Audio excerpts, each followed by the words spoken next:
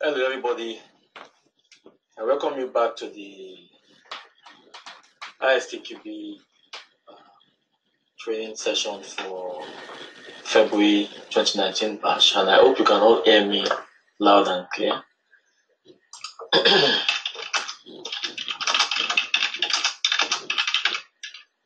Can you all hear me loud and clear?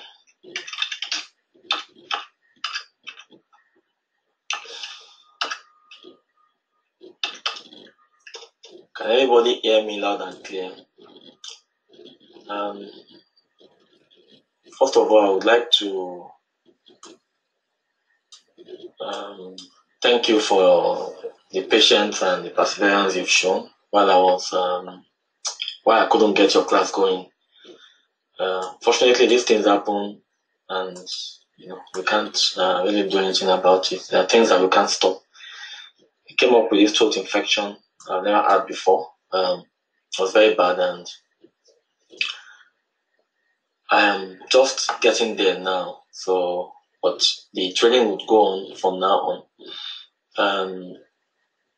So I really thank you for your patience on this. We've lost 4 days, but we have a new syllabus that was sent to you, I think 3 days ago. With how the training is going to run going forward. So you've only lost 4 days. I would say 5 days. Okay, and which means we are going to finish by the end of the first week in April. Now, the other thing I need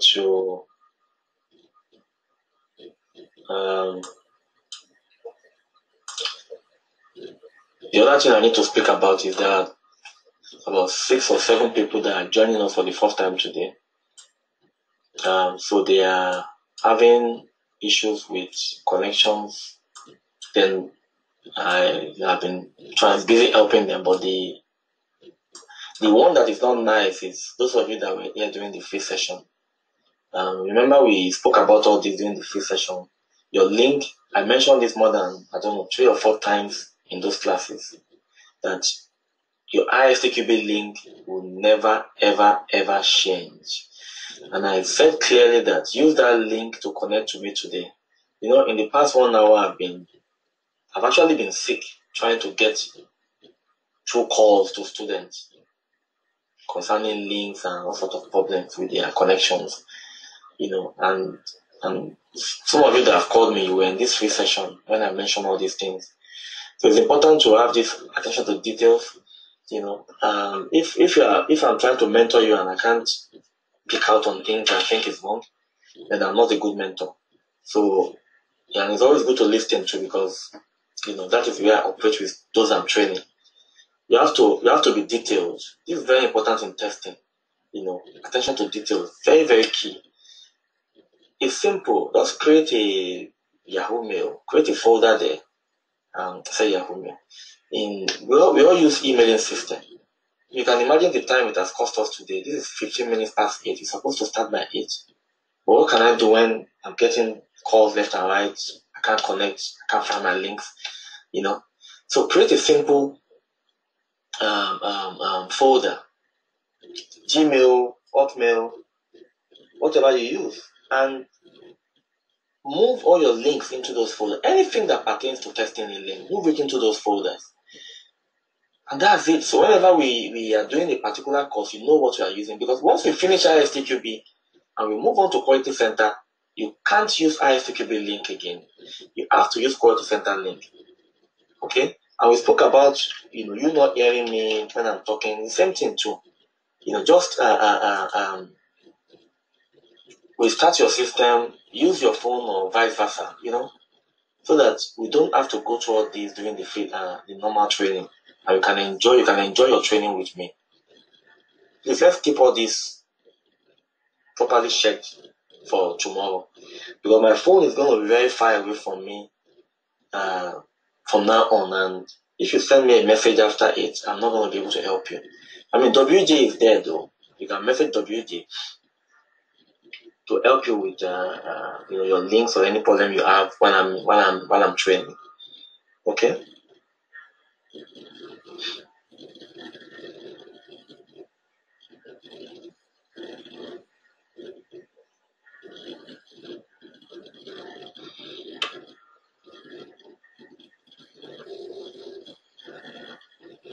It's a simple.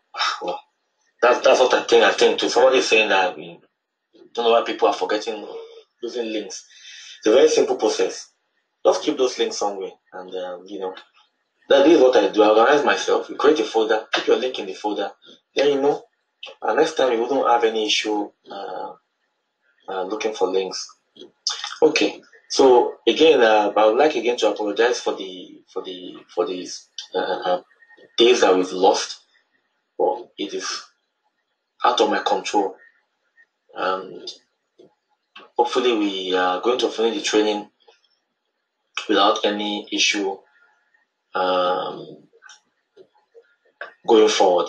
So the topic we looked at, the last one we did during the free session that we could not finish is, let me open the slide now.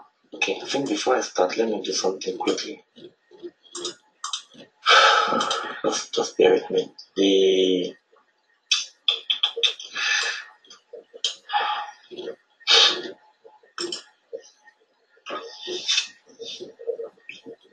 Okay, and also the class, we are not starting on Monday. I never said Monday. In the email I sent to you with the new timetable, we said we'll continue on the 1st of March. So if you go back to that email and you read it properly, all the timetable is also there. So I didn't mention the third and Monday rather. And when you are supposed to join the class, don't wait for any email to come to you that you're having a class today. Just follow the timetable. If anything is going to change, you're going to get a message from me. But like I said, I don't see any changes. I've had a bad time, but I'm good to go now. So just follow instructions, follow emails, follow timetable, and everything is going to be well. Don't wait for me, because I've gotten some messages today where people are asking me, Steve, when are we starting? Is it Monday? Is it Wednesday? Is it, all these things have been communicated already. And even if you're not sure, maybe you didn't receive the email, which can be possible, you can easily call me on time and let's fix this problem on, rather than the last minute. Okay, so I'm going to start now. So in the first session for ISTQB, there's this topic on test planning and control, fundamental test process that we did not complete. So who wants to remind us of where we stopped as far as fundamental test process is concerned?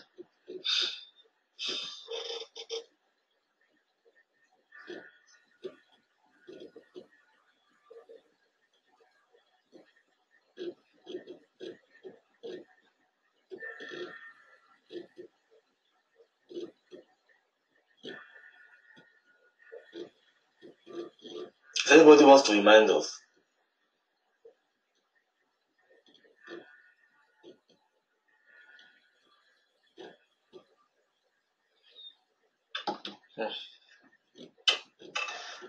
Does that mean that you haven't been attentive in class? At least for those that attended this session. Remember, we could not finish it, and we said, okay, we'll complete it in the SQL class and automation class, but we couldn't. So who wants to remember where we stopped? Not test control. I remember taking you through test cases, test design and analysis, correct? Where I gave example, remember? I gave example of, I spoke about test condition, and I even, gave scenarios that one was for the username field, isn't it? So how could it be test control when we went through all those things for the specification phase? Okay. So the next thing we are going to talk about is test implementation and execution. Okay. I hope we all agree that that is the next point to pick. Class, correct or not?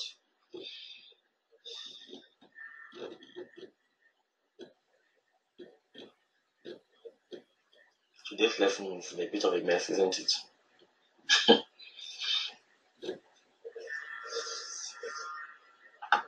Okay. So we've gone past the test condition phase. We've gone past the test cases phase. Some of you even designed some test cases.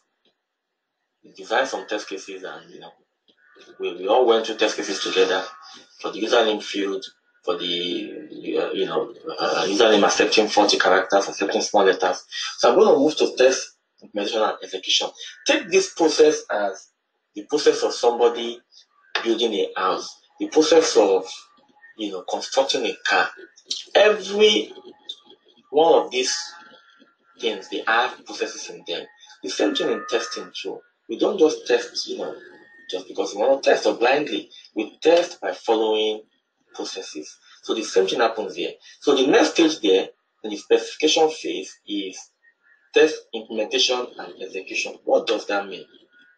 Now, this is where you do most of the job. I mean, in designing your test cases, it's fine, you do that.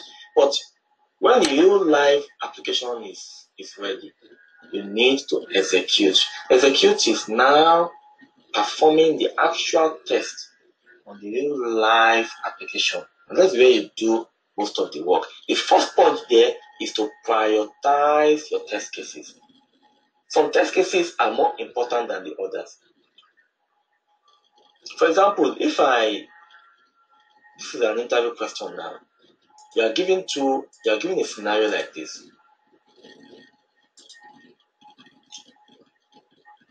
For Santander. Okay? So, option A and option B. Option A says that you are opening a new account. And option B says that, or requirement requirement B says that logging into an account. So my question to you now is that which of these two requirements, which of them is more important, or would you prioritize first than the other one, and why? So I want A, why, B, why. A, the reason why you picked A, B, the reason why you picked B.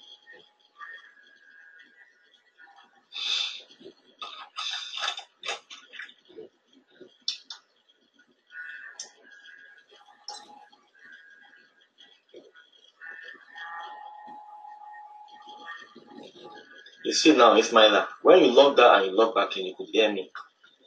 Which is better, because if you stay there and you kept saying, you can't hear me, I'm not going to be able to help, because I've gone through this process already during the free session.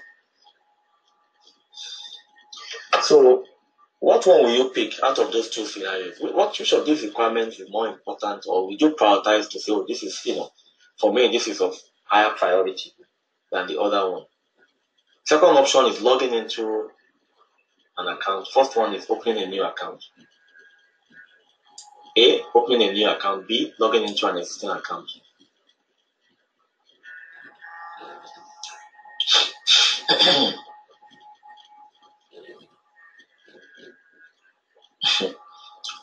I told you one thing in testing.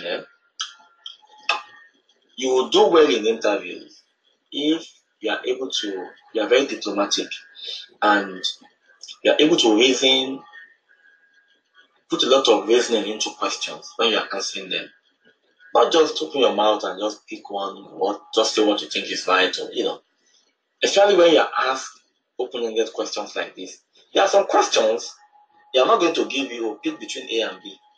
They'll just ask you that question. Yes, answer it. The answer is straightforward. It's only one answer. But when you are asked, most times when you are asked questions like this, you have to be very careful. Okay? Now, this is the way I'm going to answer it. I mean, I've seen all your answers there, but nobody is anywhere near what I want you to say. So my answer is going to be that, okay, as a tester,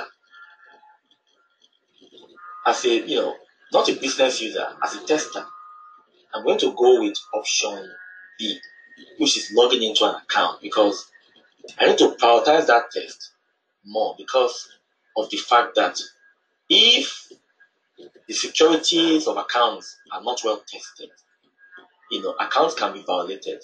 money can be moved around. I mean, somebody could have £1 million in their account, and if that testing is not done properly, then that means that account is in danger. That means the process does not have integrity. So I'm going to go with B. But on the other side, thinking like a business user, I might shift a little bit towards A, because as a business user, opening a new account is all they want, because that means they are getting more numbers. Numbers is all that matters to them. If they've got 1 million customers, good for them. If they've got 10,000 customers, it's not good for them. So based on this fact, I'm not going to shift towards, one side more than the other. It all depends on, how or the perspective of looking at those two requirements. Is that not a better answer? So you're going to get questions like this sometimes in the interviews. What we want is for you to be able to think outside the box. That is one of the greatest quality of a tester. Thinking outside the box. Okay? You can't think like ordinary person. And when you are designing those test cases too, you will see it when you get there. You have to think a lot. Sit and think, no rush, and you'll be able to get better test cases out. Okay? So, just bear with me.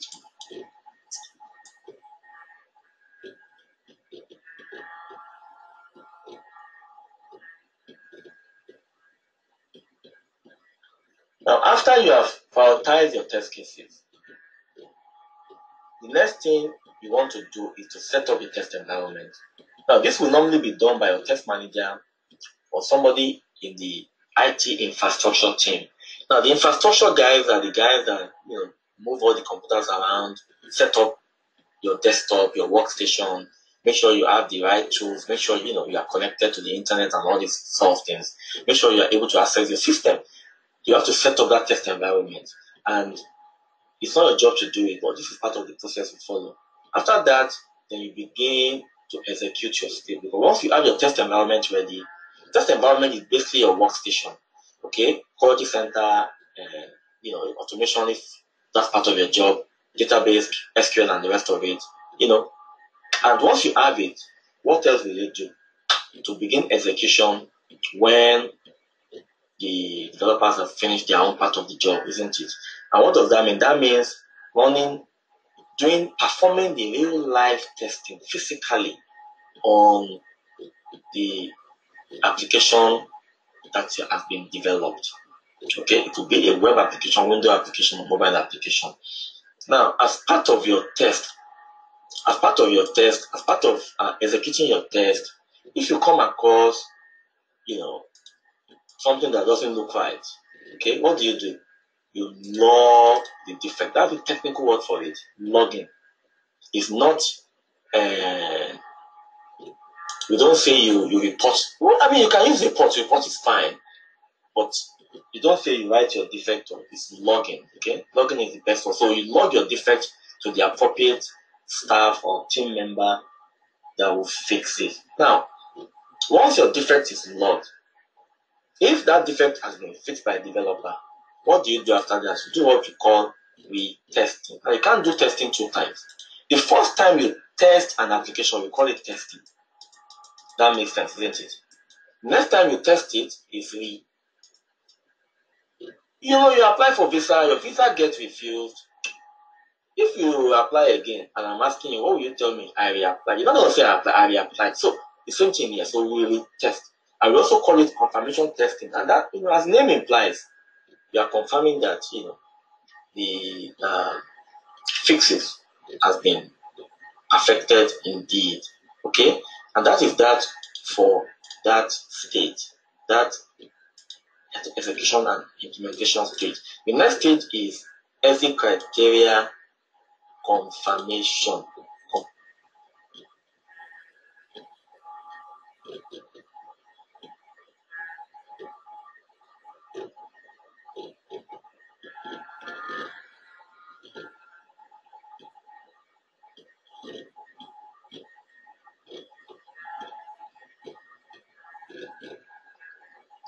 Okay, so the aim of this stage is to define when to stop testing. I think somebody asked that question in one of the classes we had during the fifth session now. How do we know when to stop testing? So that is the aim of exit criteria, because when you exit, you are exiting testing. Okay, so time schedule. Okay, when we have reached the time schedule allocated to testing, there's timing to everything. You can't do whatever you are doing forever, isn't it? There's time to work, there's time to go home, time to eat, time to come back. There's time for every project. There's also time for testing. It could be 3 months, 6 months, 1 year, 9 months, depending on how huge the application is. So once you reach that time, you have to exit. True. When there are no high severity defects, I call them risk. What defect could be high severity? Who wants to give me an example? Something that you think, if this thing doesn't work, this app cannot go live. It's impossible. Just give me one or two from those apps that you all play around with.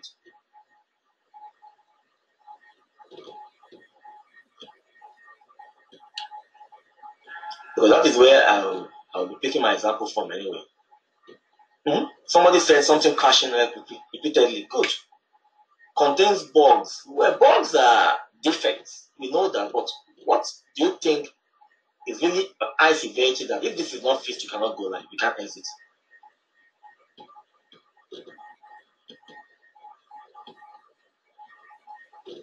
We know they are all bugs, but I just want a very good example, if you can.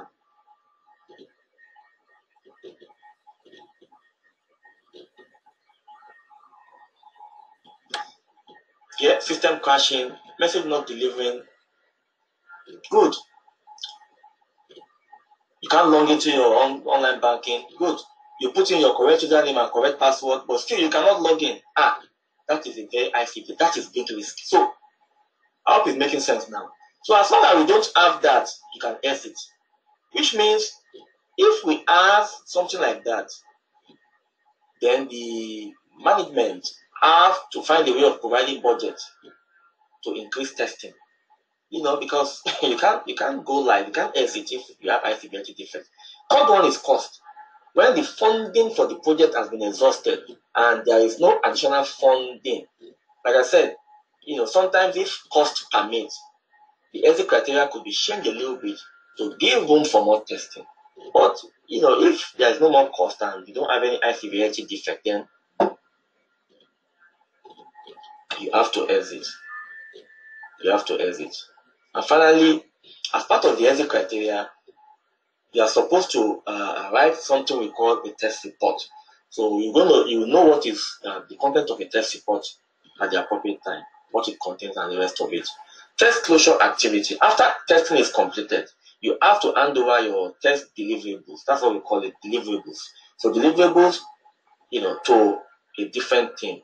This team is called the maintenance team. But don't go to work and start looking for maintenance, where are they? Because like I said, testing is so dangerous that you can work in 5 different places during your testing career over 20 years and their processes will all be, ziggy-zaggy. You can never work in a company, honestly, I'm telling you now, where the testing process will be the same. Never, it's impossible. And that's how we are able to get away with so many things in this career. But if you are a network engineer, you cannot network differently here and you think it's going to be different in another place. It's the same. Router is router. Connection is connection. All these switches, whatever they call it.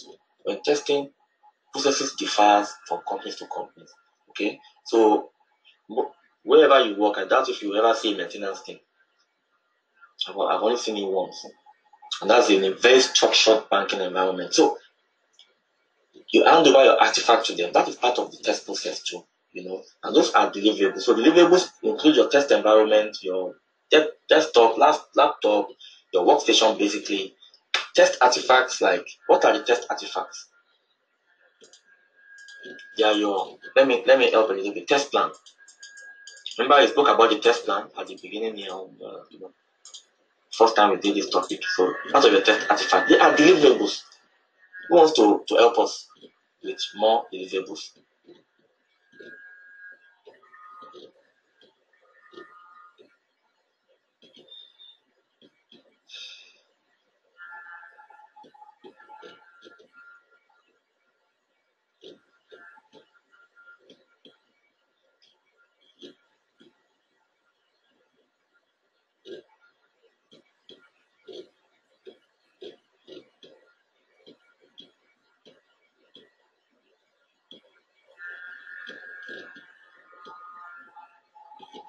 Hmm?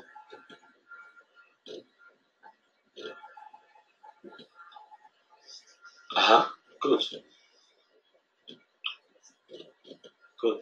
good. Functional specification, your test cases, your your yeah, they are all your delivery, your test report, that's your deliverable too.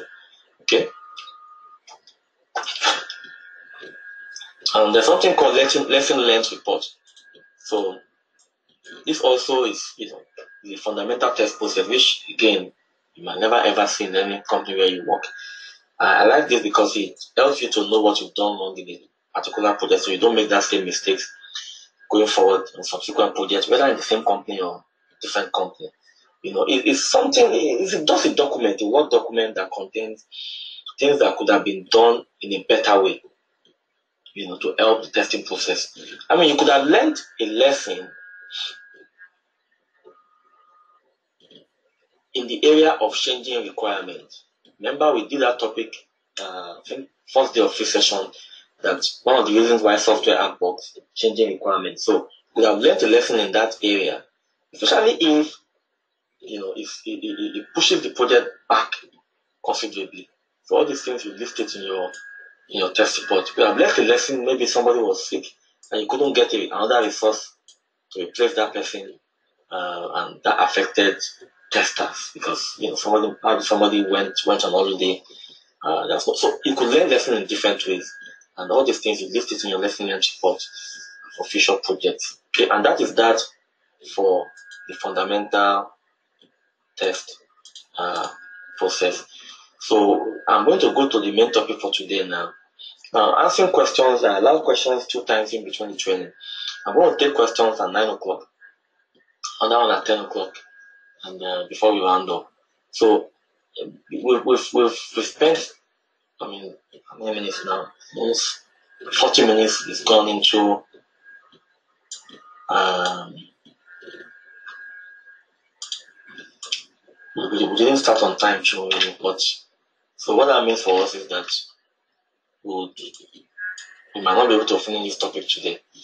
So, but please, I appeal to you all to join on time tomorrow. Tomorrow, I'm not going to wait at all. It's going to be 8 o'clock. You have to just find your link, whatever, way you can really. Does anybody have any question quickly?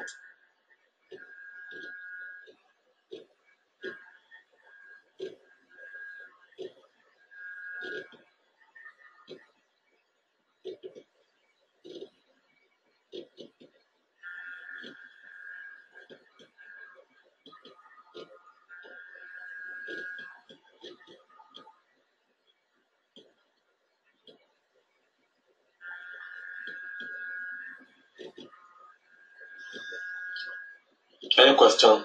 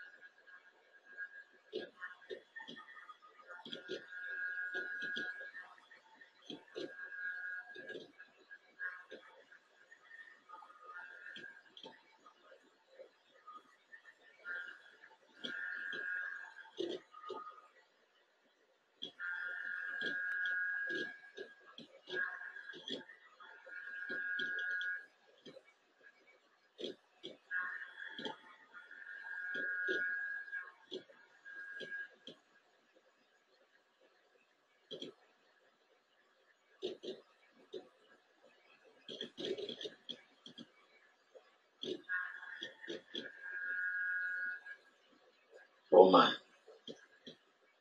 Hello everyone.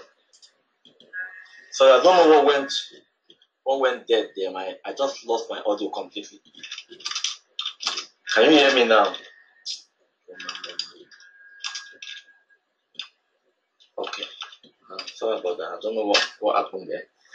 I've actually been talking for the past 3 minutes. Okay, so the audio is good now.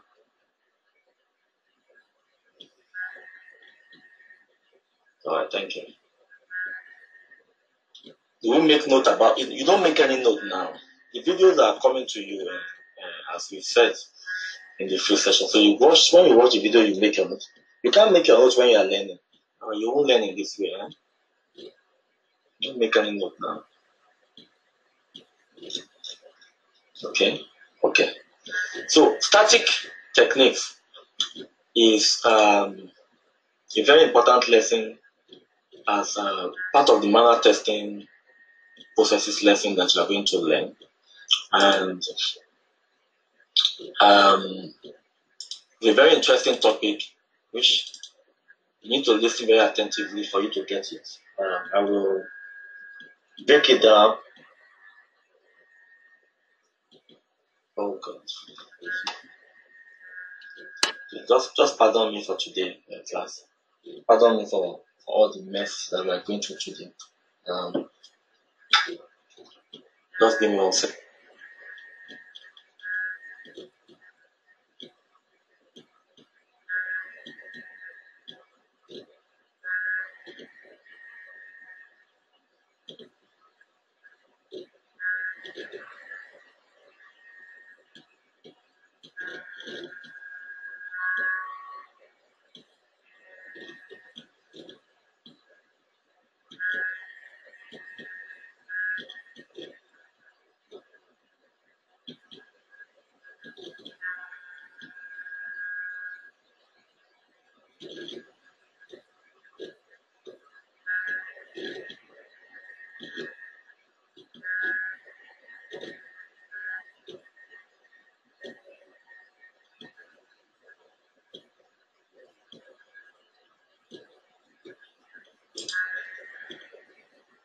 Okay.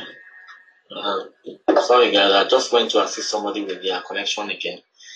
So this is very frustrating for me as well. But like I said, tomorrow you just have to get all your links right and let's run the class smoothly because my phone is going to be very far away from me.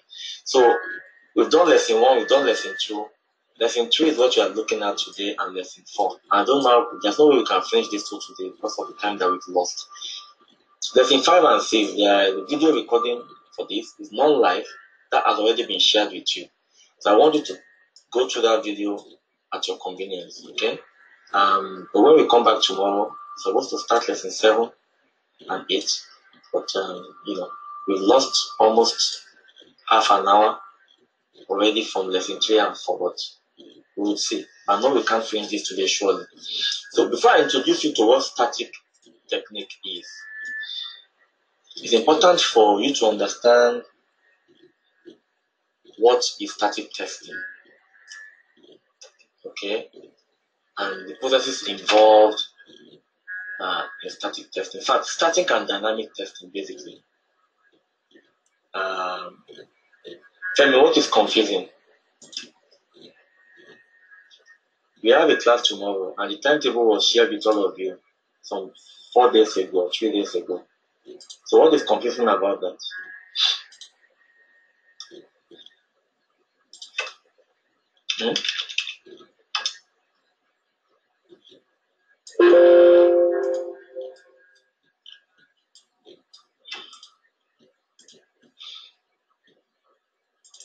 This is the reason why I send emails ahead of time. You're supposed to finish your training end of March. I was sick for 4 days. I moved it. If you look at this timetable properly, the dates are there. Today is 1st, isn't it? ISTPP. We are meeting tomorrow, 2nd. I've already shared it with all of you like 4 days ago, 3 days ago. Yeah? And that is why I said, go with this timetable. I really want to do the training very smoothly, but when I'm not focusing, it's going to affect even the way I'm impacting knowledge. Okay? So you have to follow me very well. Yeah, because if there's distraction, there is attention is not being made to some things, it's going to affect not just me, you as a student too. So static techniques cannot be taught unless you understand what static testing is. Okay, so I'm going to take you through some definitions, not just static and dynamic testing that you can see here, but a couple of definitions. Then from there, we'll move on to what static technique is. Okay, so in layman terminologies, when I say layman, I mean somebody who doesn't have any clue about IT at all. So in layman terminologies,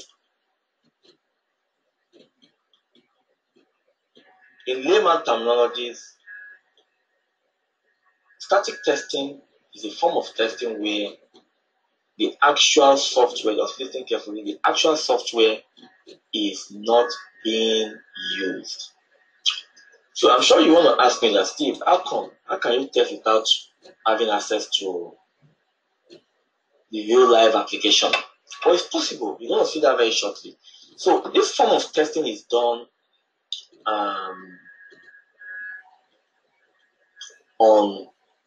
mainly on functional specification. So it checks mainly for the sanity of the code. Okay, I'm going to type that here now. Sanity. The sanity of the code. That is this code actually fine? Is it correct? Okay, the logics of the code, are they correct? It also checks for the sanity of documents. So documents and code. And what is this document? The functional specification. And why do we do this? To find errors and mistakes. Because when functional specs is prepared by the business analyst, we will give it to developers to begin to use it for their coding, to follow the instructions. Then we give it to testers also to test. But how do we know that what that business analyst has documented is actually the mind of the business? How do we know? We just have to believe, isn't it? But even as testers, as developers, we still want to static test that document. We want to read through it. We want to ensure that, yes, the business user is saying A, B documenting A, and I understand it is A.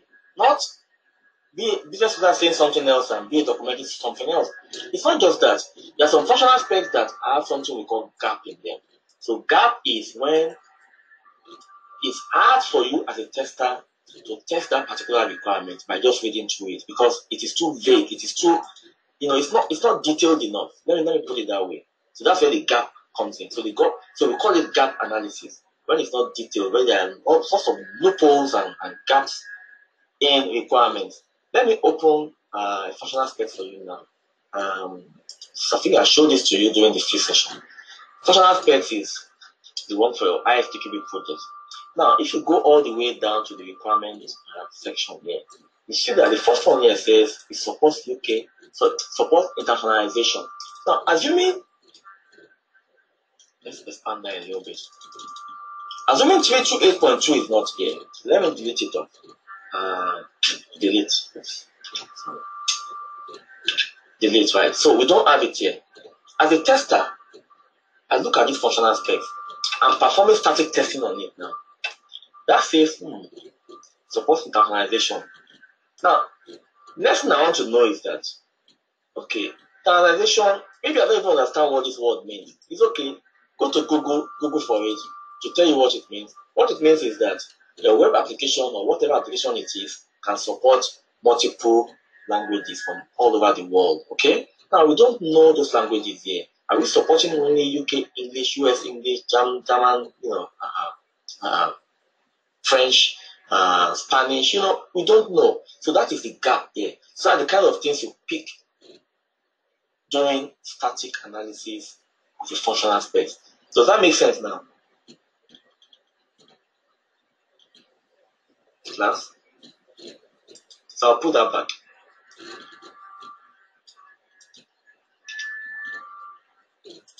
That's why we say And developers too, when they write their code, sometimes they make notes on it, on the code logic. They don't design first. They make notes. They write all the logics, all the framework for their codes, and this framework can be reviewed by their seniors and check if the logic is fine before they begin to code.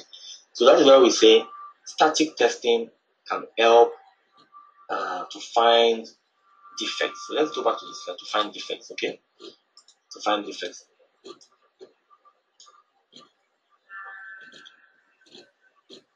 So for static testing, you don't need the finished product to kick off testing.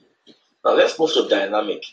Even without telling you what this means, if I just tell you this is the opposite of that, I'm sure you can define this for me, isn't it? So when will you do dynamic testing? When will you do it?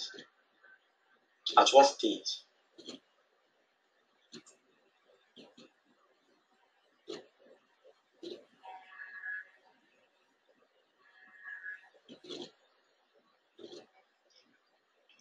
I have one answer. I need more answers.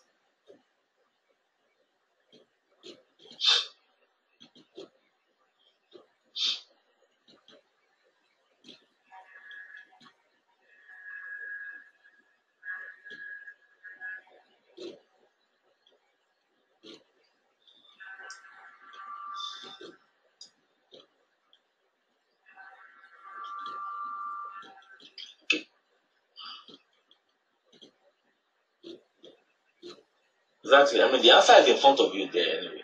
In front of you here. When the application is ready and you have been given the go ahead to test. So you can see the exact opposite of static. Static is you are testing when it's not ready. Like go through the functional specs as a tester. Developers will go through their code, Then dynamic is the exact opposite. Okay. So and it means validation. We mentioned that static means verification in the sense that you are verifying if your functional specs is error-free.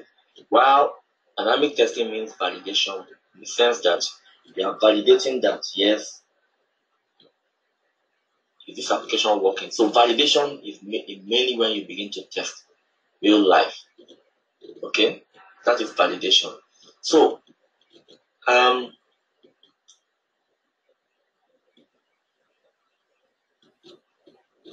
we can also define it as checking to ensure that the application actual operation matches what it is expected to do.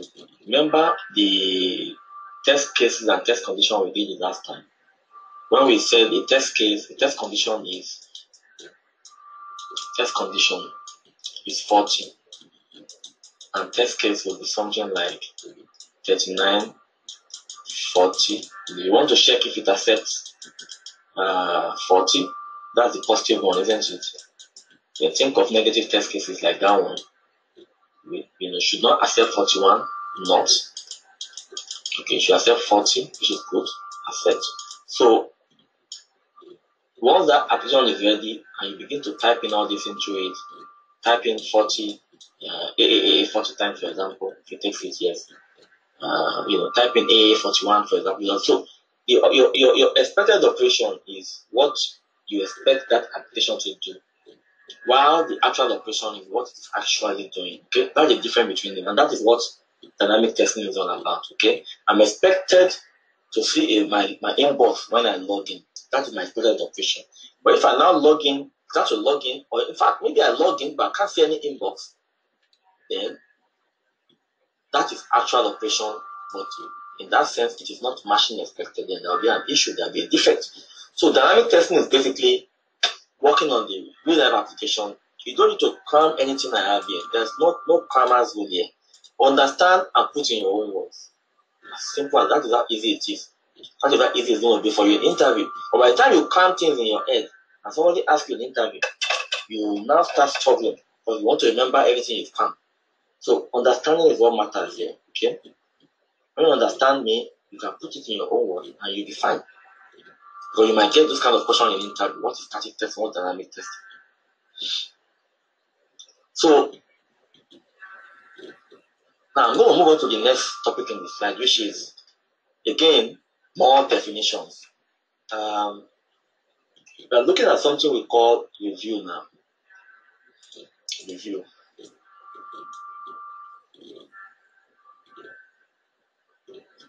So what is a review process?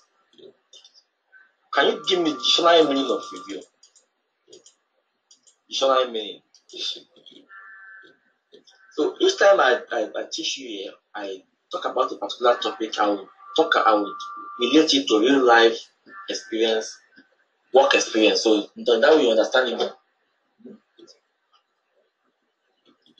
Because ideally this topic is too theoretical. It's ISTQB standard syllabus thing, but I make it a lot practical. So what is a review?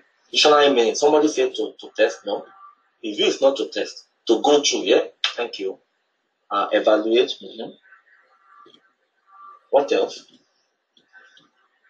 Revisit, yeah. Checking. Assessing, analyzing. Well done. So these are different types of review that we can have, isn't it?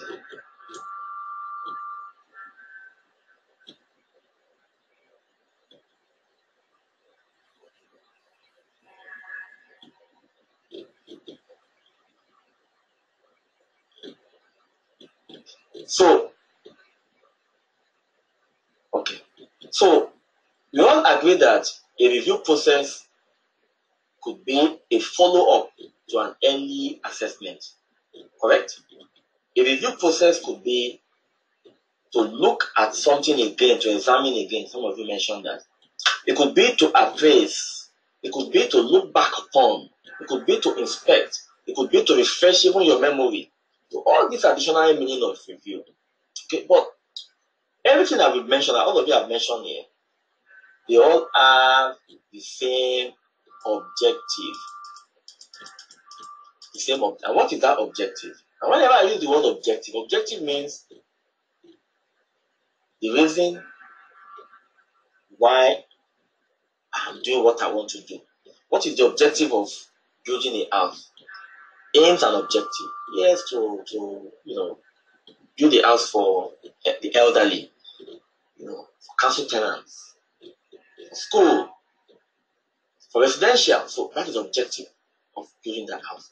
So everything that we've mentioned now, those are meaning of review, okay, to look upon, to follow up, to appraise, to inspect, to refresh your memory, to double check, to reassess, to investigate. They all have the same objective. That is the reason for doing them. Now, what is the reason? What are those objectives? One,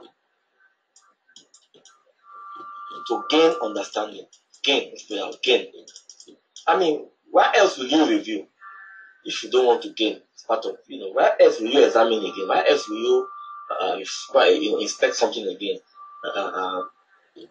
Double check something again to gain understanding. Two, to find defects. Defects are things that are not right. And you could also do review to educate. Maybe you have new staff that are joining your company. I want to educate them, to educate new members. And maybe finally to make informed decision, okay, on the direction to go in a project. So that is just a review. You understand this practically very soon in the next 10-15 minutes. That is just what a review process is all about. Okay? Now, from testing perspective, how do we define it? So we define a review process as, there are two definitions here. One is the way or processes of exposing functional specification and other test artifacts to closer scrutiny by a broader group of people. Now, don't you think this is the same thing as static testing? Does it make sense, class? When you are reviewing documents, are you not performing static testing? So you see the relationship between static testing and review now. So I'll read it again. So if processes or ways of exposing functional specification, developers code, of course, we don't do that, they do that themselves. And other test artifacts. What are those test artifacts? Your test plan. Your manager might say, write this test plan for me. Let's pick a name here. Eva. After writing it, your test manager wants to review it. Of course, that is not testing, but it's a review process. So static testing encompasses this review process. It's part of it. You might be asked to write test cases. And there's something we call peer review. When we say peer review, that means, for example, you write a test case. Series of test cases, test that you can accept the same username and the same password, you can log in. So correct username and password, you can log in. Test case 2, correct username, incorrect password, you cannot log in. Test case 3, incorrect username, incorrect password, you cannot log in. All your test cases, after you've written it, I can ask you as a test manager that I want your colleague to review it. You review each other's test cases. That is what we call peer review, because that person is your peer. I'm not asking the developer to, somebody that you work together in the same area, the same unit, you are peer. So peer review. So that can also happen as part of static testing. Because it's not just functional specs, it's somebody looking at what you have done. Have you done it correctly? Have you made mistakes somewhere? Just like mistakes can be made in functional specs too. And there can be gaps in functional specs. There can also be gaps in your test artifacts, especially your test cases. So we do peer review. I like it a lot. Asking testers to review each other's work. Now,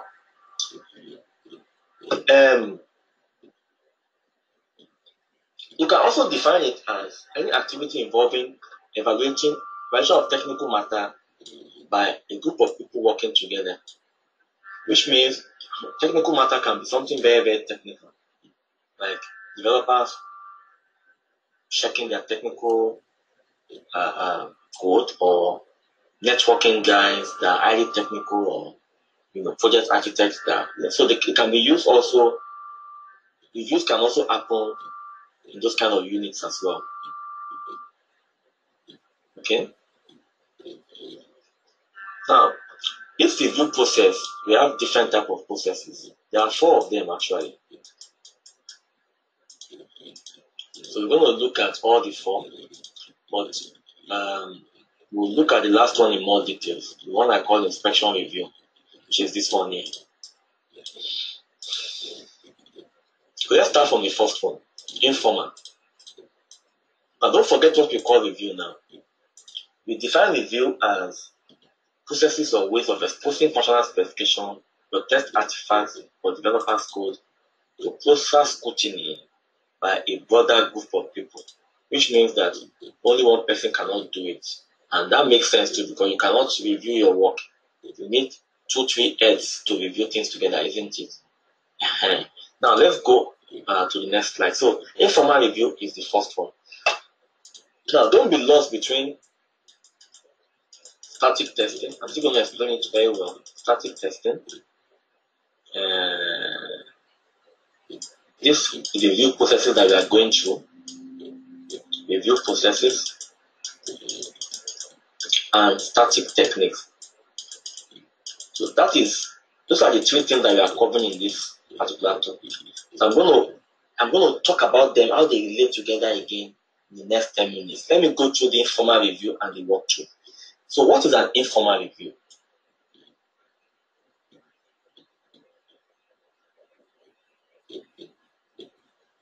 Your friend might just call you suddenly and say,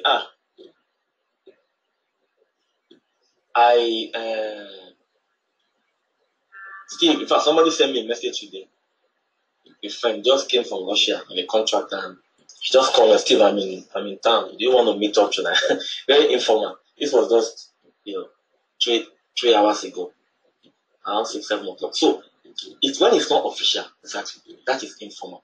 Okay, so we said it is led by an individual. Somebody still has to lead it.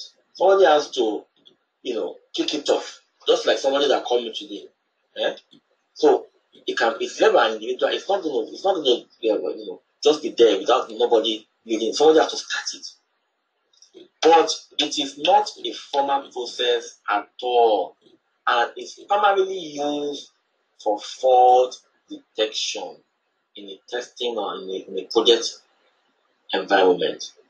So this is mainly used by developers. Testers use it too.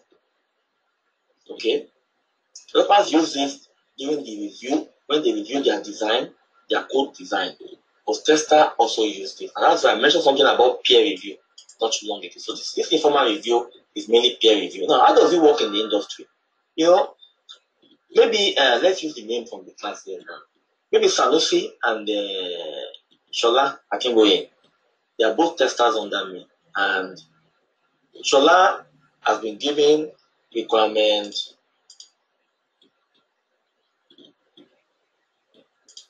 I don't know, maybe all the way from 1 year to 30 to design test cases for, and Sanusi has also been given, maybe from 31 all the way down.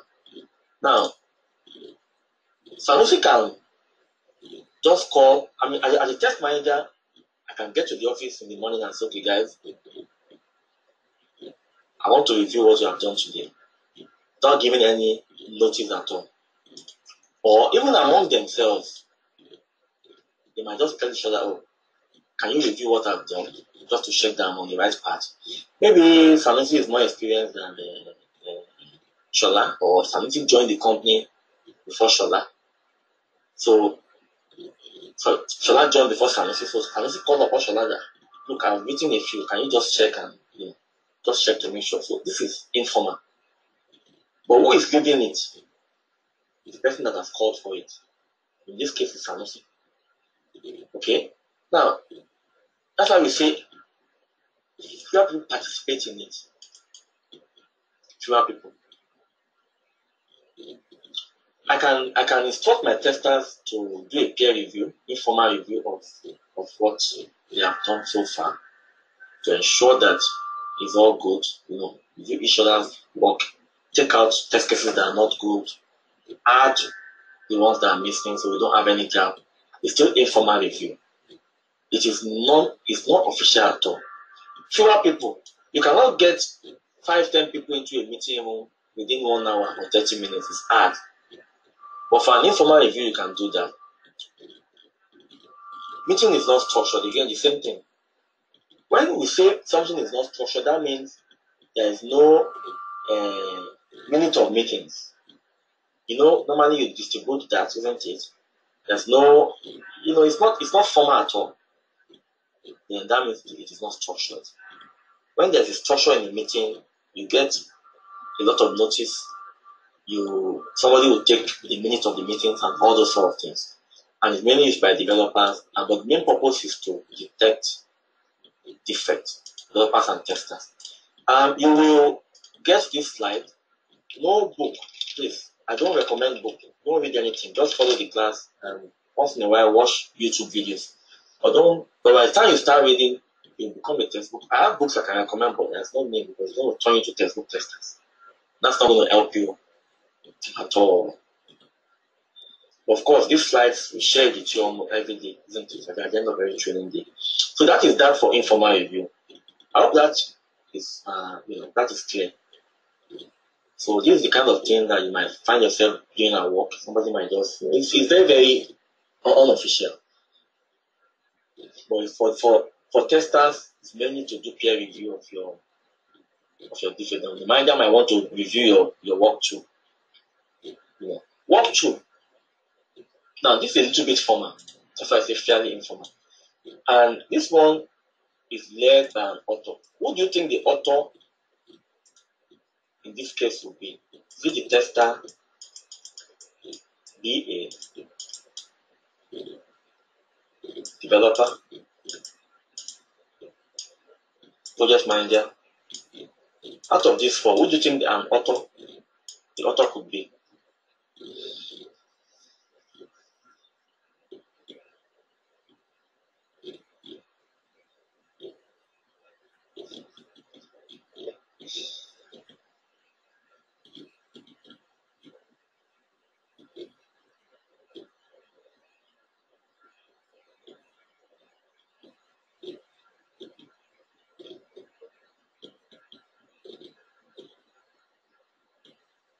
I'm just listening.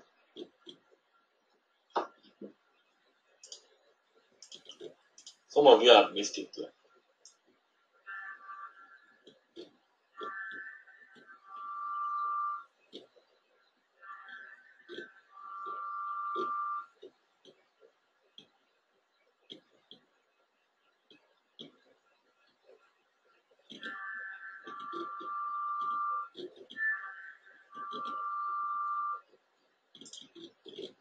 I'm still getting text messages of I can't find my link still. It's not easy to be a trainer, isn't it? Anyway, so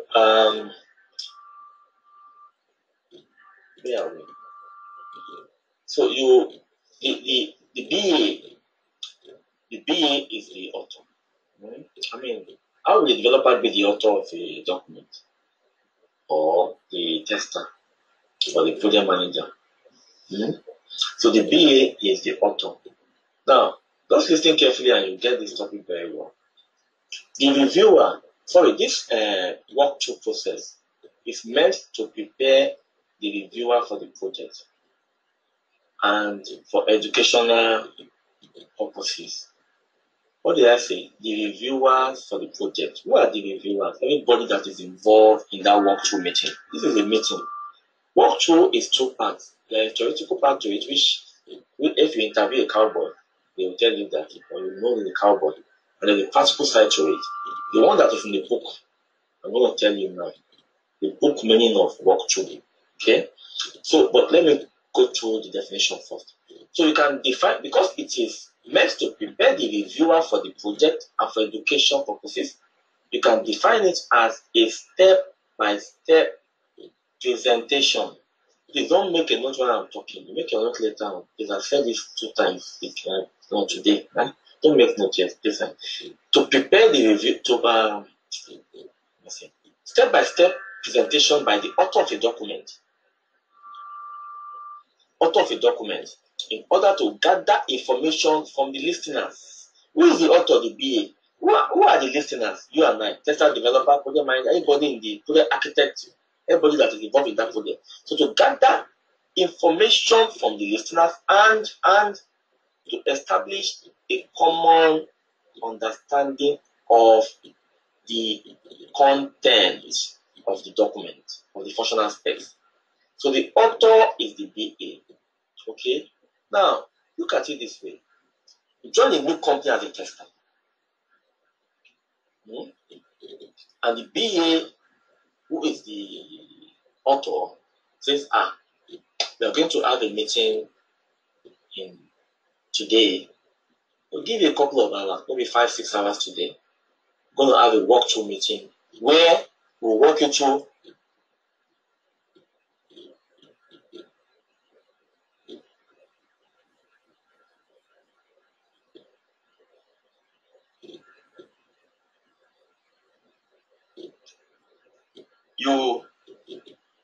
the BA, who is the author of the document, says we are going to have a meeting today, all of us.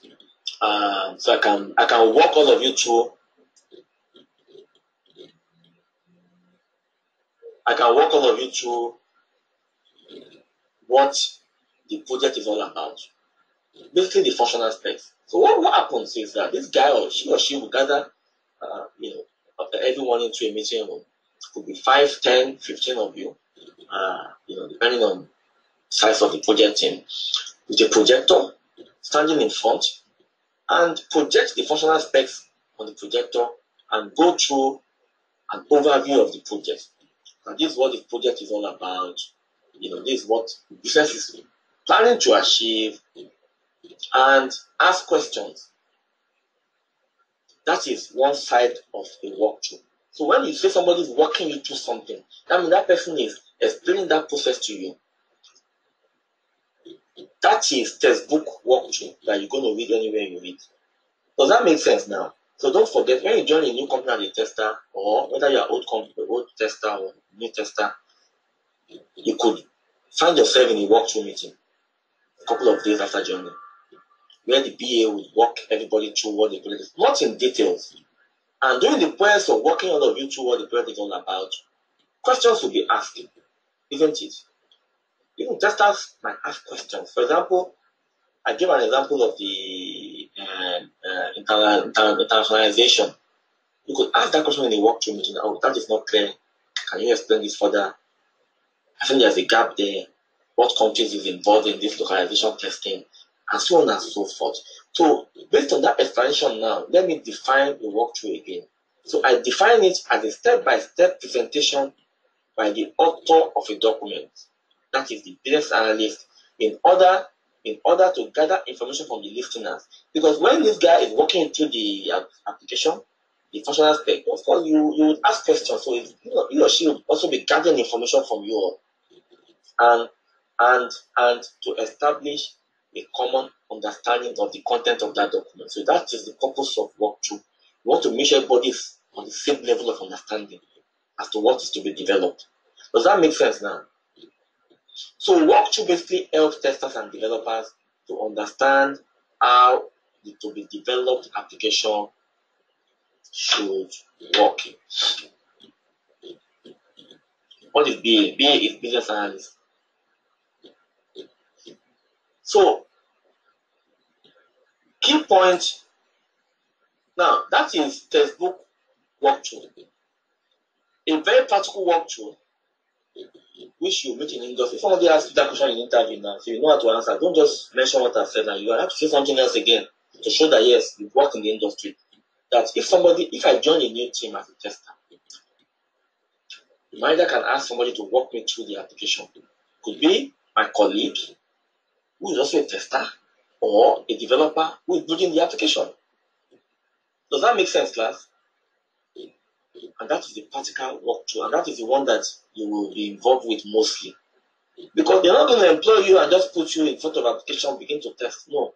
Somebody will walk you through that. In fact, you might call it an induction week, induction process, basically. If somebody will take you through all the basic things you need to know. This is our environment. This is where we have all our test cases. This is the application that is currently being, enhanced. This is what you currently have, but as we speak, they are adding something new to it. But let me walk you through this one so you know how it works.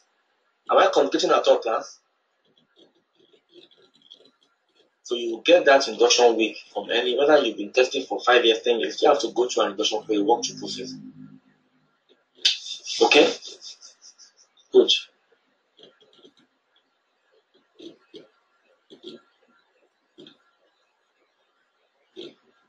If there's no BA in your company, that means you probably will not have a functional spec. So that is why I gave you the second example of walkthrough. So it's not BA that will do everything. If BA is there, fine. Even if BA is there, it doesn't mean that you will do a walkthrough meeting. But just know all these processes in case it's happening where you work, then you're not going to be left in the dark. What meeting are we having again now? But you might work 10 years as testers and you never ever have a walkthrough meeting organized by BA. Okay? You might work for 2 years and 2 companies, and those 2 companies you've been to a walkthrough meeting by BA. So, but like I said, the common ones you will see is colleague working through applications during the induction week, or developers working through applications during the induction week.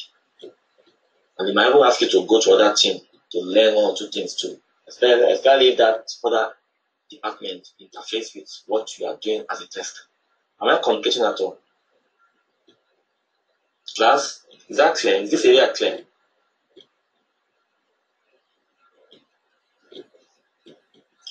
We sent you one assignment on ad hoc and exploratory testing. So, I think I said this also in one of the previous classes.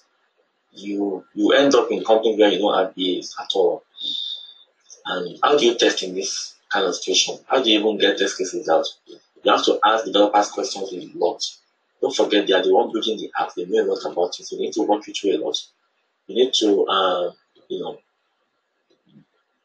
if you are fortunate and your manager allows it, you need access to the business users to ask them questions. But when there are no BAs or there are no functional specs, the business users, send emails sometimes about what they want. Sometimes they talk about it in meetings. Developers make it, so you have to interface with developers, with business users, to gather as much as you can to begin to build your test cases. And most importantly, you need to play around with the existing applications to get a grip of it. Otherwise, it will be difficult for you to write any meaningful test case. So, another point to note here is that it helps this. Okay, I think I've mentioned that one.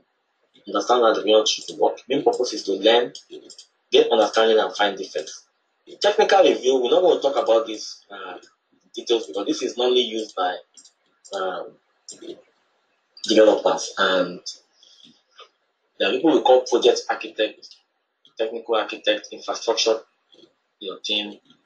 They are very technical and they use technical review process rather than walkthrough and informal review. Okay, so that one is not for us, but just note that it's a very formal, it's fairly formal, and it includes technical experts. It is documented in the sense that there will be a minute of meeting and the rest of it. It doesn't include management staff because the step down management staff is very, very technical. Maybe a technical director. Otherwise then they can't be part of it, but they will not understand the pain of what they are saying there. In technical review, even test managers don't get involved. It's always technical experts within the project team. And of course, developers are always there. But again, the main purpose is to find defects, to solve technical problems and check conformance to specification and standard. Now, the last one here is called inspection review. Before I talk about that one, let me technically talk about the static techniques. Static testing and review processes.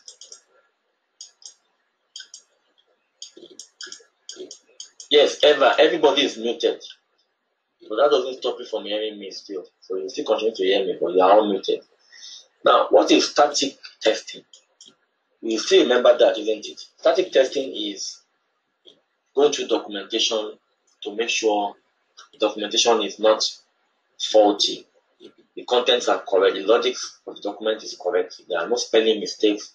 There are no gaps in the requirements, and so on and so forth. That is static testing. Now,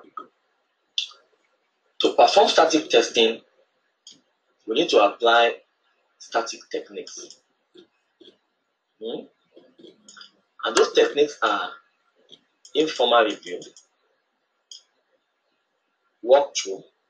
They are techniques. Technical review, and this final one here, inspection review. So to perform static testing, we need to apply one or more of these techniques, which is peer. Peer is the informal one. Peer review, walkthrough, technical review, and inspection review.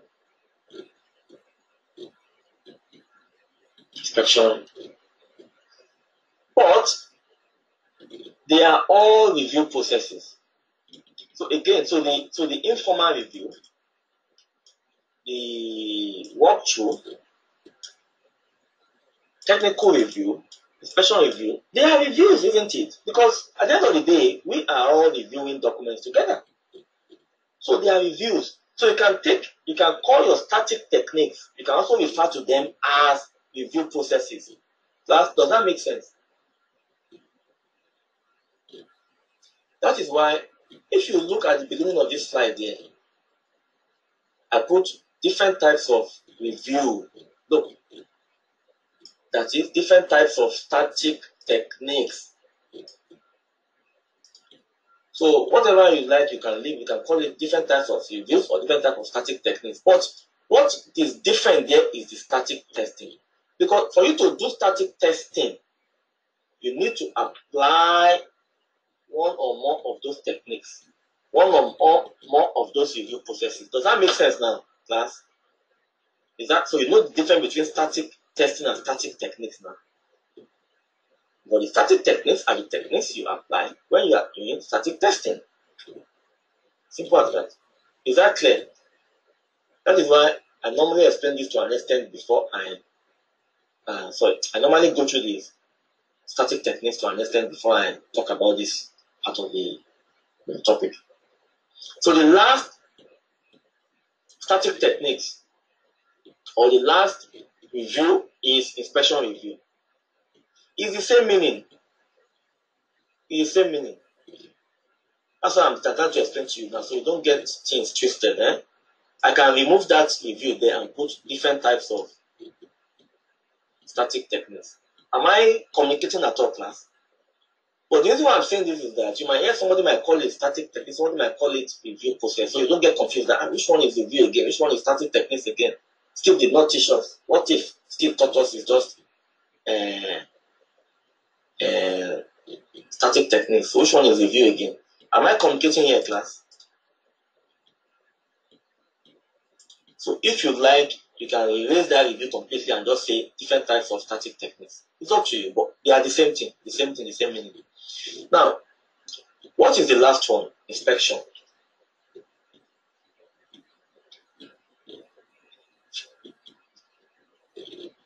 This technique is a lot more detailed than all the other ones we've been speaking about so far. After this, then I'll take questions from you before we move on to the next topic or lesson 4.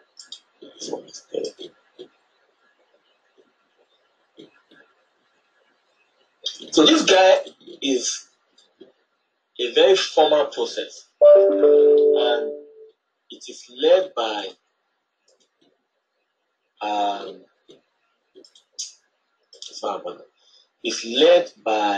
a trained moderator. Now, what do you think a trained moderator is? Okay, because of time, you can answer it if you want. Because of time, I'm going to answer that. A trained moderator is basically anybody in the team that has been trained to moderate that review process. So it could be even a tester. Most times it's the test manager. It's not the author this time around. Okay, that's why theoretically, this is how it is. But I've been in an inspection meeting where it was led by the BA. That's why I say all these theoretical things is so difficult to go with them sometimes because things can be customized. The things are done differently in some different companies. But ideally, the project manager would share an inspection meeting.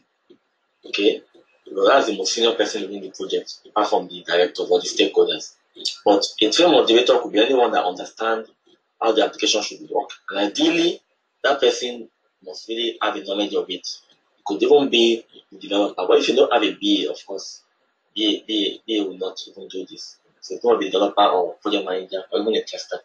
But that's to be somebody that has a good knowledge of the application.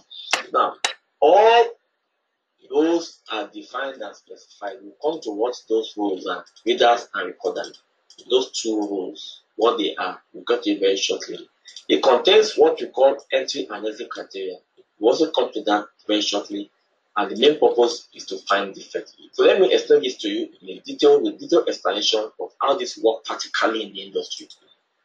Now, at the beginning of an inspection meeting, the trained moderator, who would normally be the project manager, will send a mail. Let's say today is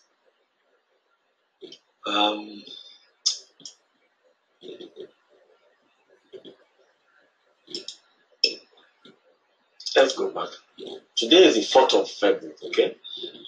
So the moderator will send a mail to all the group members that will participate in the inspection meeting. Of course, this will include the business analysts, testers, developers, and the business users. So this email will invite them to the inspection review meeting. The email will also contain an attachment of the functional specs. Now, that is on the 4th. So this is very, very formal, which means the moderator would have given them a couple of days notice. For example, 2 days, 3 days, that on the 7th of February, we are going to have the first day of inspection. So that is, a bit of a notice. Now, on that day, let's say today is now the 7th. On that 7th, what will happen is that the team moderator will introduce the team to their roles and explain the functional specification to everybody in little details. This is a very short meeting. The shortest I've ever had of 30 minutes, it could be 40 minutes, it could be 20 minutes, no more. Yeah. But it's a very short meeting where team moderator will stand up in front to give everybody, this is what we're doing, this is what the project is all about, this is what this business wants to achieve. I want all of you to go home with functional specs, go through it. Today is the 7th. We're going to come back again on the Monday the 11th or Tuesday the 12th and continue with the inspection meeting. But the purpose of asking you to go home with it, I'm not saying taking it home. I'm just saying go home and go home. Take it away, read through it, and make note of any areas that are not clear to you or that you think doesn't look right. Okay? So by let's say the 11th I'll pick 11th. The 11th of February, we'll assemble again to have another inspection meeting. So on that 11th, a reminder email will be sent again about it. And on that day, we would assemble for longer. It could be up to 2 hours, 3 hours. Now, in this second meeting, the team members that have been given the role of a reader, because somebody must have been given a reader, the role of a reader during the first meeting. That team member will begin to read out the requirement in the functional specification out loud. That is, all the things that you see here that should support localization should be UK and US English, should be deployed in SaaS environment, and the rest of it. So that reader will read it out. Now, let's say as this guy is reading the second one here, who's in the class? Let's pick somebody here now. Ozonami. Ozonami has already flagged this while she was reviewing the document within that 4 days period. She has seen this that, okay, I'm going to ask a question around this. And her question is that, this is going to be released in UK and US. Oh, actually, sorry. She's not going to ask the question immediately. She'll just raise up her hand and say, well, I've got a problem with requirement 328.2.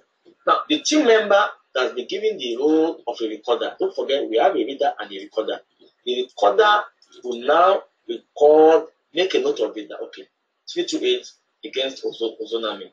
So we'll continue with this process on and on until we get to the end of the functional specs. Everybody that have got issues, they will raise up their hand, their issues will be noted, will be recorded. Now, after all the issues have been recorded, the whole team will now brainstorm one after the other on those issues and agree as to whether they are issues or not. So, they will go back to Ozonami and say, okay, you flagged that particular one. What is not right to you? What issue do you have here? Ozonami can say, well, UK and US English, are we going to be provided with inventory of English that differs between UK and US? It's a tax question. Otherwise, how do you know as a tester? Some countries use zip code. I think US use zip code. So if you are viewing the website in US English, you don't want to see postcode. You want to see zip code. What else do they use? Center. This way in UK, I think that way in US. So all these things, I want to know it. My name is Ozonami. Then the BO would stand up and talk. Okay, I'm sorry, I don't know that. I've got to go back to the business user. The business user is also in the sitting. Just because I answer that question, say the way that, okay, yes, we're going to provide you with all this, variant of English that is different between UK and US. That could be a valid one. Sensitive help. Somebody here called, let's pick another person's name. Oyewumi. Although they might say, help, okay, good. So you're going to have a page called help. Now, what is going to be in this help? It's just contact sensitive. What does that mean? I don't understand it. See, the more questions you ask as a tester, the more things you throw at them, the better you are, and the more respect you will get. Because we don't want you to test blindly. Because if you don't understand the requirement, how can you test it? For me, when I hire testers, I give them more time to analyze functional specs. And when I say analysis, I mean understand it. Each one, line by line, word by word, you have to know what it means. Otherwise, how can you test? Somebody say contact sensitive. What does that mean? I want to understand it. In fact, what is going to be the content of the help self? We don't have it anywhere in this functional specs. Am I communicating at all? So all the kind of issues will be discussed in the inspection meeting. Now don't forget, today is 11, our second day of inspection now. And we are going through all these things that have been noted by each one of us. Now, after all the issue has been brainstormed upon, we'll agree, to say, okay, fine. Maybe the BA, who knows? Maybe there were, let's say, 20 issues that were flagged. BA and the business users on seat in the meeting, they have answers to maybe about 15 of it. And the remaining 5, they might say, oh, okay, that one, we're going to go back to that business user that is with us in the meeting. I'll go back to the rest of my colleagues and I'll come back to you with answers to those ones. And then we'll close the inspection meeting for that day. You might say again that, okay, let's meet again whenever you have answers to these questions. And today is 11. When the business users have answers to the question, we'll inform the project manager the day before. Let's say on the 14th, the project manager will call for a meeting again on the 15th, the 18th. Let's say 18th now. And during the meeting on the 18th, business user will come up, stand up and talk in them to, okay, all the 5 issues there, I've met with my colleague, I've got solutions to them now. This is how this should work, this is how that should be, this is how they should be. And on that 18th, we'll say, okay, that's fine. We are going to edit the meeting. That meeting could probably be for 20 minutes, 30 minutes. It depends on number of issues that I have to discuss. After that, what happens? We will all leave the meeting. And what do we expect the BA to do now? Don't forget, there are 20 areas of the functional specs that are needed to be corrected. I'm not saying all these 20 necessarily, it might not be there. You might flag 20 issues. Somebody might say 20 issues. After explaining the point, the particular line in the meeting, those 20 issues might be reduced to 12 to 10 to 8, I don't know. I'm just giving you various scenarios that might happen. Because somebody might flag an issue like this. Let's go back here and pick something. Maybe something like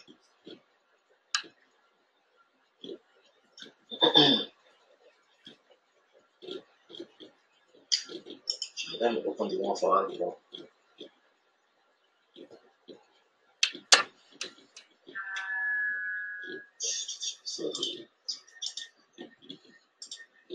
Because it's not necessarily that all the issues that will be brought into an inspection meeting is all that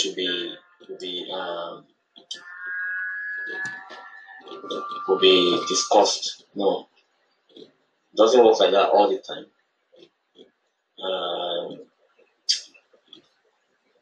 Looking for, hold on a minute.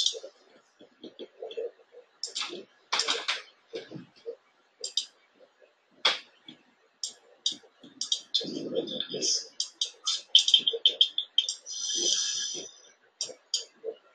Because some team member might raise an issue that is not an issue. And they say, well, this one is not an issue. So which means out of the 20, you might end up agreeing to 18 or 20, I don't know. It all depends on what transpires during that. So let me, just give me a second there.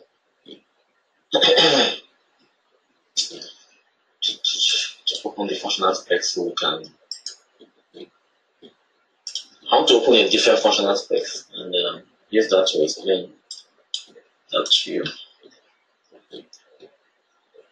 Seriously, we can't finish this topic today, surely.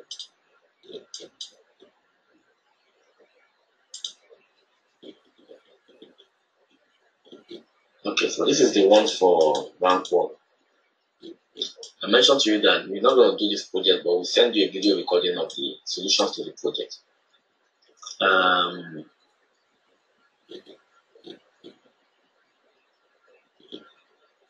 Okay, somebody might flag this one that, okay, I agree to the terms, to the yes.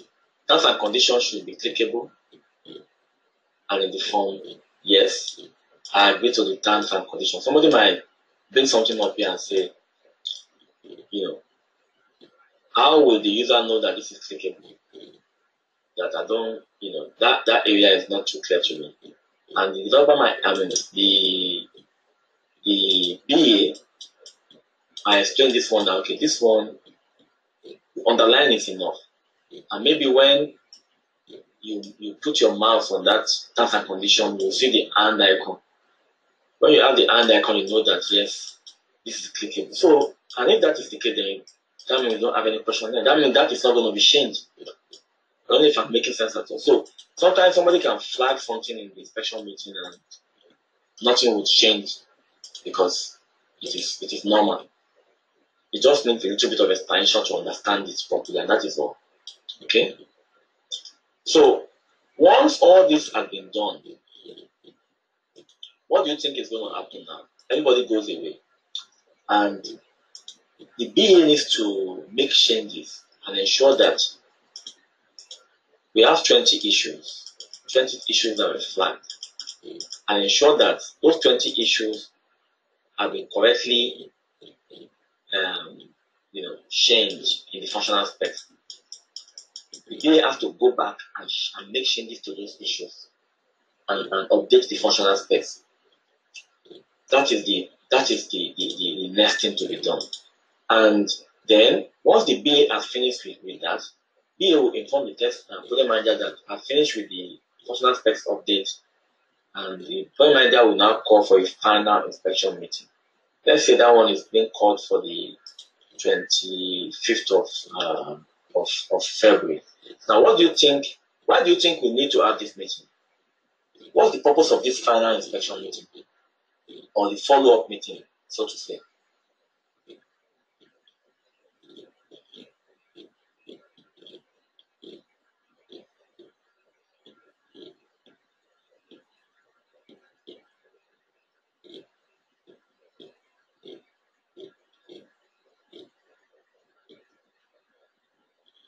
Thank you. Who is that? Blessing. Exactly. So the purpose of this is to ensure, and for those of you that have answered it correctly, to ensure that the correction has been made correctly. Because BA might still make mistakes. I mean, we can all decide, okay, let's trust the BA and let's just not have another inspection meeting again. No, it doesn't work like this. How do we know the BA has effected it correctly? You see how formal and how structured this process is. Check and balance everywhere along the way. To make sure everybody's on the same page, what has been checked properly, what has been, the changes have been made properly without any further mistake. Okay? So in this case, what will happen is that reader will again read through only those 20 items, those 20 requirements. And this time around, we expect, that no issues will arise again from those 20 that has been updated by the BA. Does that make sense now? Now, when everybody is satisfied that the functional specs is clean, the team will now exit the inspection review meeting. This brings us back to this line here.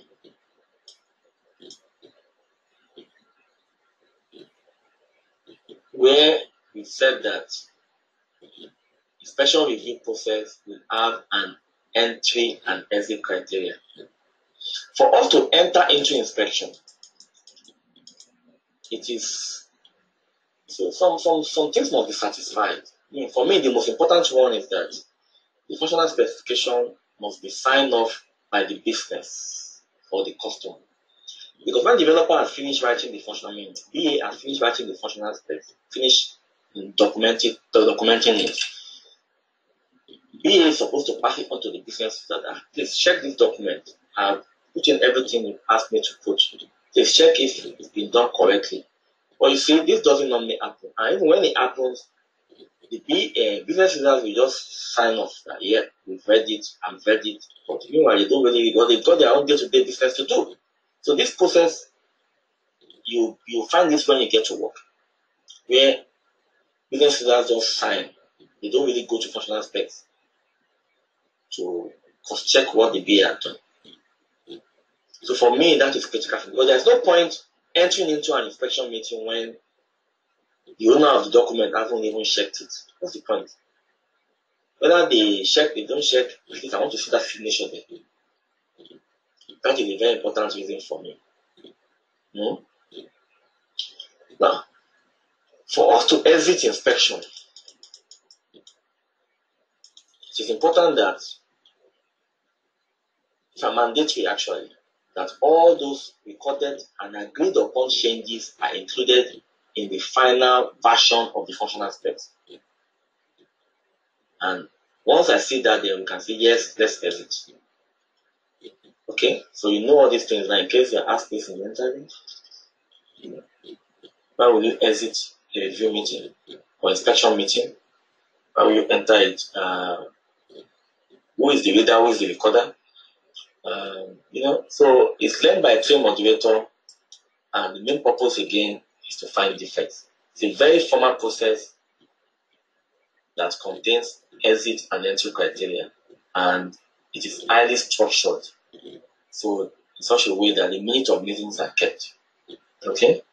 And that is that for this review process. The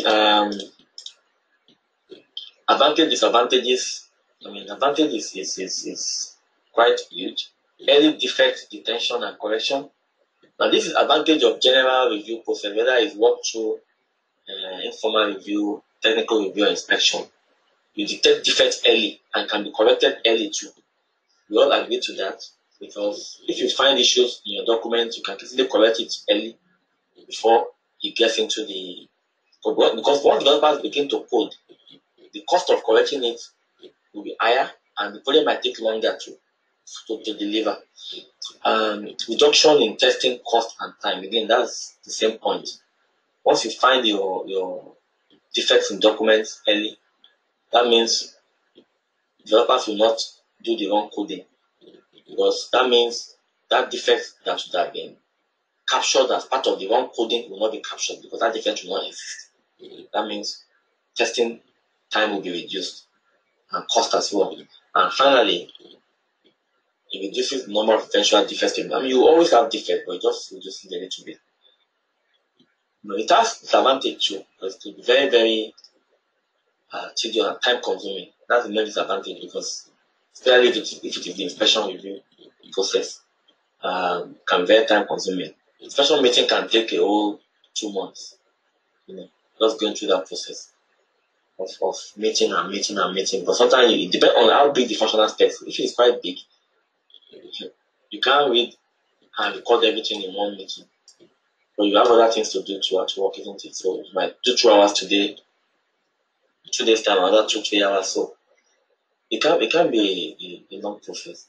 But we all agree that advantage outweighs disadvantages. Example of defects that are exposed in the review: deviation from standards, spelling mistakes, design defects, requirements that cannot be achieved, and ambiguous requirements.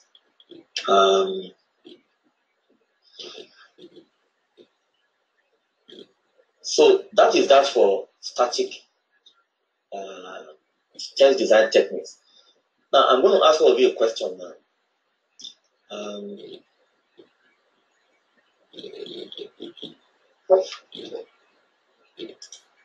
There's something that is missing, the gaps in the ground.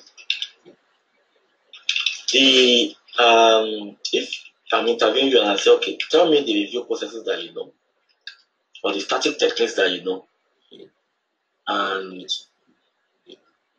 what one would you recommend for us as a company. So how would you answer that question? You don't need to tell me the ones you know because we know them already, those 4.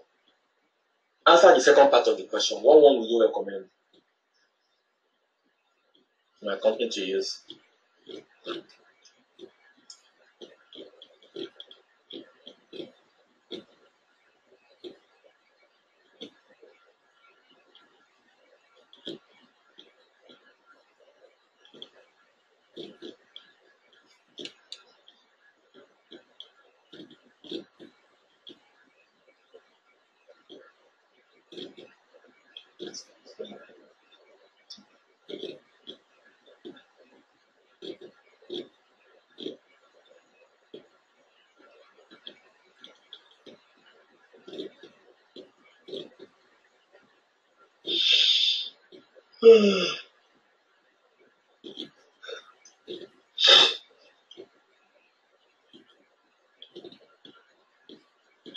Excuse me.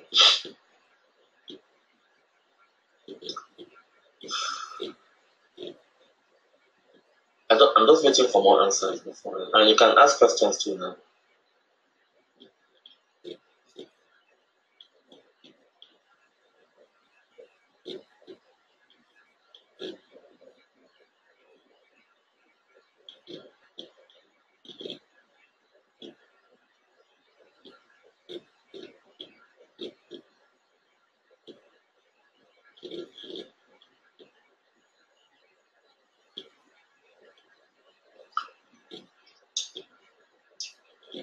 For those of you that have used the word "it depends," you've done well. Because if you tell me I would recommend an inspection review, and the next thing I want to ask you is that what about if my functional specification is very small? Maybe I've got only 2 pages of functional specs with just 20 requirements. Are you going to ask me to go through an inspection process that can take weeks? Then that means somebody has caught you there. So you have to be very careful when you answer questions like this.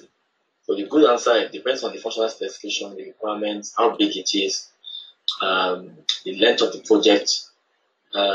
You can even talk about each of them very quickly. For example, it depends on the type of the project, length of the project, kind of functional specs. If for example I'm doing peer review with my colleague, I'm going to go with the informal review process.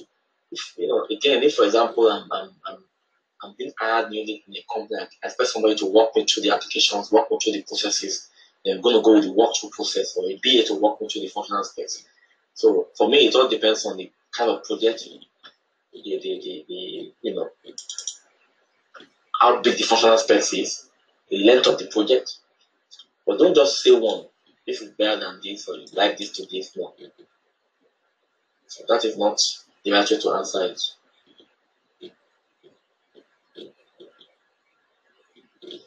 So the functional specs always in this format. Yeah, not always, but you'll see the format. It could be in a different format, but you'll see that through as we go along with the training, not in ISTQB. But for those that are taking QC, I mentioned in the free session that it could be in the format of user stories.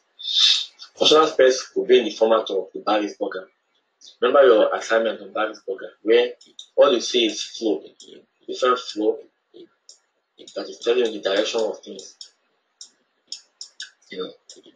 So, but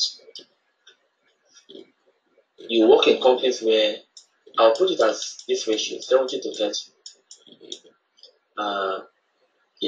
So they don't have functional specs. Like I said, you have to ask questions from developers, from business users. Emails will be forwarded to you. Then based on those questions that you collected, you can begin to design test cases for the application. It's a tough way of working, but you learn more here because you don't have anything to guide you at all. But the more you are interacting with the business, with the developers, asking questions, you know more about the application, man. You don't be under any serious pressure because Nobody's going to come to you that, oh, why has this one failed? Well, do you have any functional specs for it? That's why I would say as a test manager. We don't have any functional specs for this, so we want to test it to the best of our ability. And apart from asking questions about requirements, about how the things should work, we also do exploratory testing, which is just playing around with the application. We find issues a lot in this stage. 70% comes with functional specs.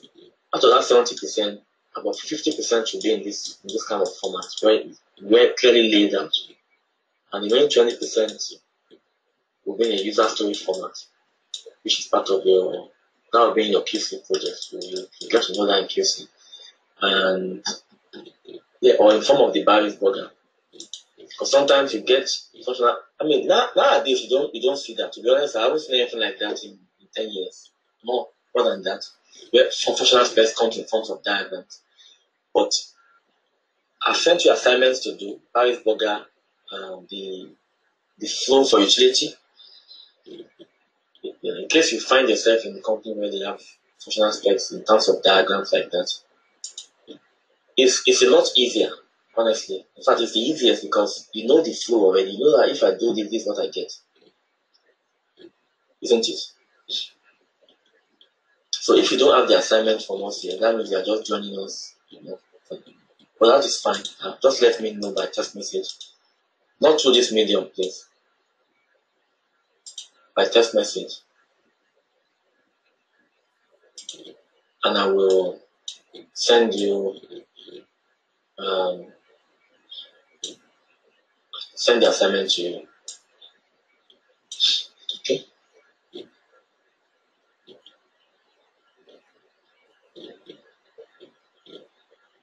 So we have lost one day surely in the ISTQB class. I can tell you that now. What's going to happen now is that I'll open the timetable again. Just give me 1 second. I need to check something because the other part of the training, I can't do that in 30 minutes. That lesson is an hour lesson. There's no point to start it now. It's something I need to. Okay, now, yeah, the answers to the assignment. I said I delayed it because I want others to also attempt it. That is the reason why I didn't send it out as I promised.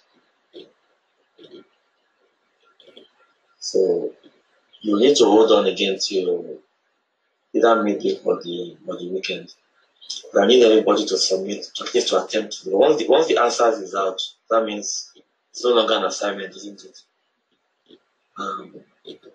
And if you haven't done it, then all you just do is look at the answers, and that's not good. And I think about 30% of you haven't submitted it yet. But whatever it is, I'm going to share it by the end of the week. So if you haven't received the assignment, just text me, not here, text me by normal text. What's it called? You don't send me a normal text. The lessons 5 and 6, you will get them. If you haven't received those ones too, you will get it today because all these videos will come together. The QTP videos will only be shared with those of you that are taking 4 courses for now. Now the reason for that is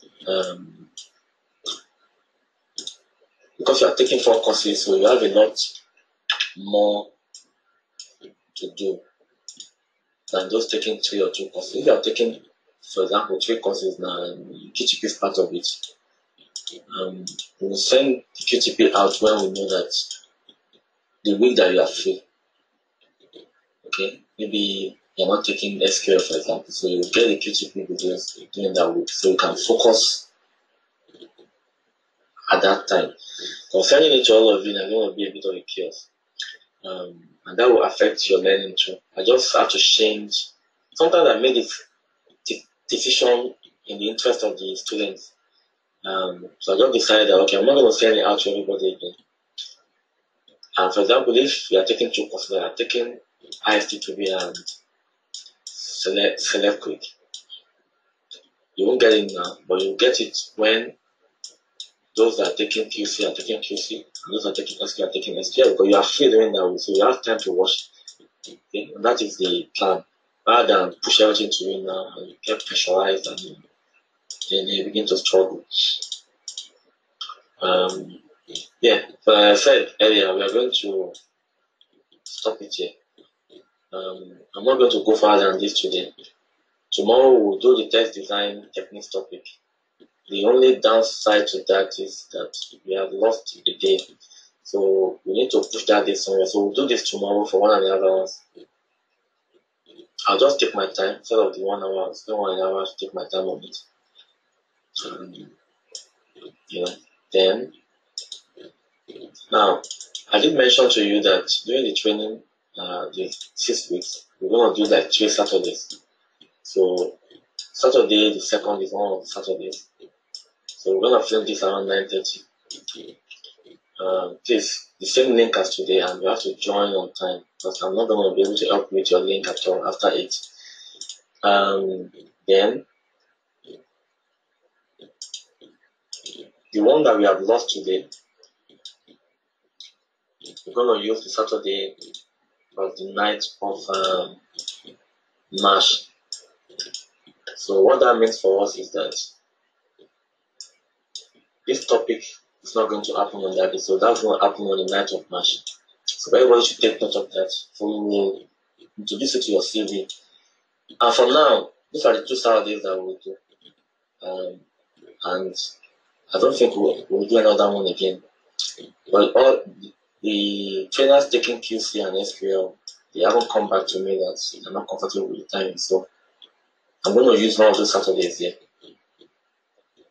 So Saturday the night, for 1 hour, you're going to introduce it to your projects and CV clinic.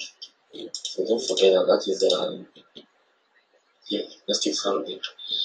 And to finish the training, I don't think we're going to use any Saturday again. Okay, so I'm going to take questions for 5 minutes more.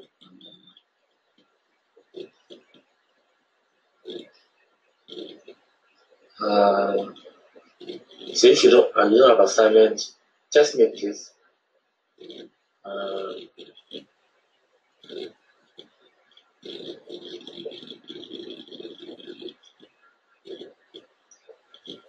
I'm not good at thinking out of the box. I'm worried it will affect me in this career. Why do you want to write yourself off? And this is what I always tell my students here. Sometimes you don't know how good you are until you try something out. You see, and you cannot conclude on yourself. You have to leave others to judge you. My own mentality is you have to try something first and see how it works for you. Now, when I'm saying thinking outside the box, I'm talking about you writing test cases. By the time you begin to write test cases, we've written some during the few sessions, and I don't think there's anything rocket science there. It's something anybody can sit down and write, isn't it? And think, and okay, how will I test this application? When you are testing, you are doing what you normally do as a user. All of us are testers, we just don't know it.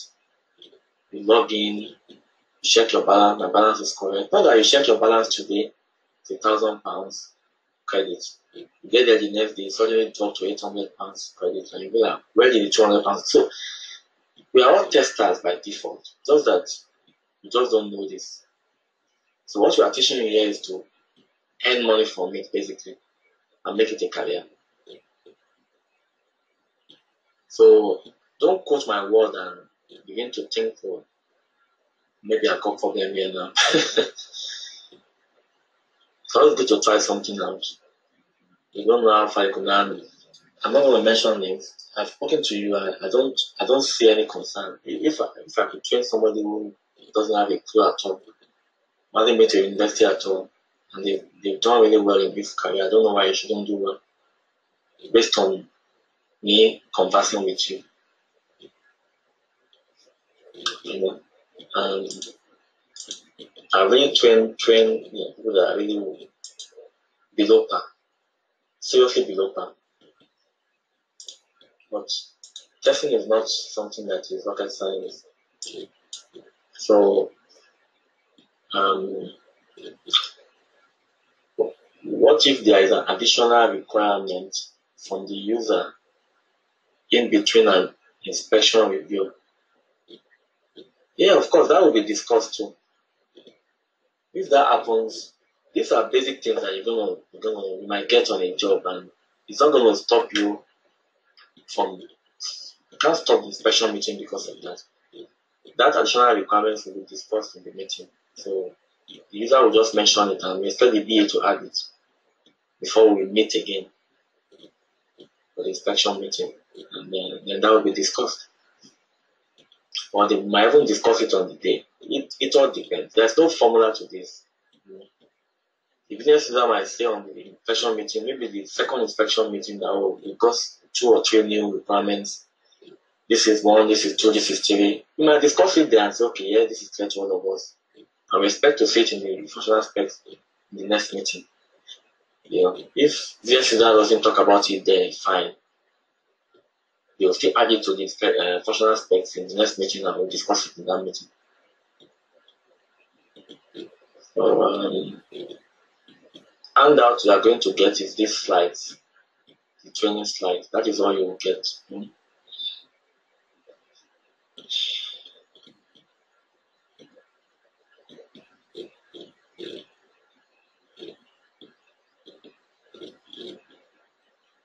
On paper, exactly.